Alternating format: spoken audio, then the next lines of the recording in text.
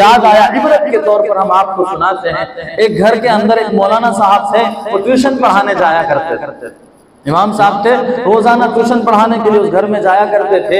एक दिन ऐसा हुआ कि आंधी बहुत तेज आई और जो भी चीजें इधर उधर पड़ी थी उस घर वाले की उधर ही रह गई। और एक ऐसी चीज वहां पर थी कि मिसाल के तौर पर उस घर का जो मालिक था उसको उसका कोई दोस्त जो था कुछ पैसे रकम जो था उसको देकर गया था, तो वो जो घर का मालिक था वो रकम कहीं इधर उधर रखना भूल गए थे, वही टेबल पर रख दिया। तो टेबल पर रखने की वजह से हुआ ये कि वो जब आंधी आई, तूफान आए, तो घर वाले इधर उधर भीतर भीतर हो गए अपने साजो सामान उठाने के लिए, वो पैसा वहीं भूल गए। इमाम साहब ने ट्यूशन पढ़ाई, उसके बाद अपने घर को चले आए। बाद में जब वो घर वाले पैसा तलाश करने लगे तो पैसा मिल नहीं रहा है। पैसा कहाँ गया? यहीं टेबल पर रखा था, यहीं बाजू में इमाम साहब मौलाना साहब आते हैं, हमारे बच्चे को पढ़ा कर जाते हैं, आखिर पैसा गया तो कहाँ गया? और उम्मत आज अजीब व गरीब हालत में मुब्तला है। उम्मत को सबसे ज्यादा अगर उंगलियां उठाने में मजा आता है, माफ कीजिएगा मेरे बुजुर्गों, गुस्ताखी माफ कीजिएगा, लेकिन जो हकीकत है, जो कड़वा सच है वो बताना पड़ेगा।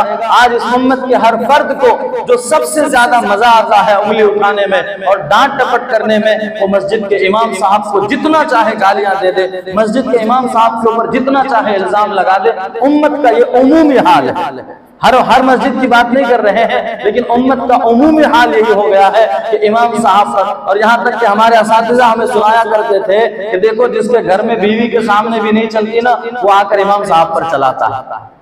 इसलिए इमाम बनने से पहले सब्र को अपने साथ रख लेना। और वाकईतन मेरे बुजुर्गों यही हाल उम्मत का पहले से भी है। और जब तक उम्मत अपने इमाम के पीछे चलना पसंद नहीं करेगी और अपने उलमा की इज्जत नहीं करेगी, उम्मत को ये याद रख लीजिए कि तरक्की नहीं मिल सकती। तो खैर वो इमाम साहब थे, मौलाना साहब थे, उस घर वाले को लगा कि लगता है इमाम साहब ने वो पैसा ले लिया, इमाम साहब ने चोरी कर लिया। अब ये हल्ला हुआ, इमाम साहब पर डायरेक्ट इल्जाम भी नहीं लगा सकते कि तुमने मेरा पैसा चोरी कर लिया है। तो अब क्या करें? ये बात दूसरों के सामने जा जाकर वो घर वाले कहने लगे कि मेरे घर में मौलाना साहब ट्यूशन पढ़ाने आते हैं, लेकिन वहां पर पैसा रखा था, हमने चोरी हो गया, हमें लगता है इमाम साहब ने लिया है, हमें लगता है मौलाना साहब ने लिया। अब हर एक के कान में बात जाते जाते इमाम साहब तक बात पहुंच गई। तो इमाम साहब ने उस घर वाले को बुलाया। ये बात होते होते तकरीबन 3-4 महीने गुजर गए, तब जाकर इमाम साहब तक ये बात पहुंची। तो इमाम साहब ने वो घर वाले को बुलाया और कहा कि भाई सुना है कि आप इस तरह से लोगों के सामने हमारी बात कर रहे हैं कि हमने आपके सामान, आपके माल चोरी कर लिए।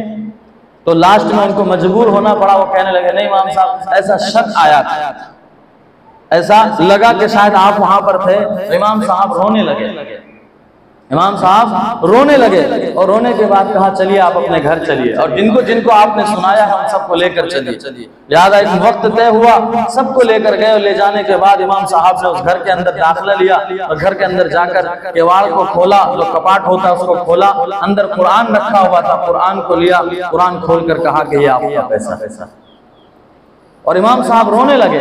उन्होंने कहा कि मैंने सोचा था कि शायद इस घर में कोई तिलावत करने वाला होगा, तो यहाँ कोई नहीं है अभी, अब पैसा उनको तलाश करना न पड़े, मैंने कुरान में पैसा रख दिया कि कोई भी तिलावत करने आएगा उनको पैसा मिलेगा, फौरन रख लेंगे। लेकिन अफसोस है कि 4-5 महीने गुजर गए, किसी ने कुरान को हाथ नहीं लगाया। ये इबरत का मकाम है मेरे बुजुर्गों। हमारे घरों में कुरान रखे रखे धूल ज़दा हो गए हैं। कुरान हमारे लिए लानत कर रहा है, बद्दुआ कर रहा है, लेकिन अफसोस हम कुरान को हाथ नहीं लगा, कुरान को सीखने की भी कोशिश नहीं करते। दुनिया की सारी चीजें सीख जाते हैं। बूढ़े से बूढ़े इंसान के हाथ में एंड्रॉइड मोबाइल आ जावे, वो फौरन सीख लेता, नहीं आता दूसरों से पूछ कर सीखते हैं कि भाई कैसे चलाना है, कॉल कैसे उठाना है, कॉल कट कैसे करना है। लेकिन मेरे रब का कलाम इतना सस्ता हो गया कि कलाम को सीखने के लिए कोई कोशिश नहीं करती।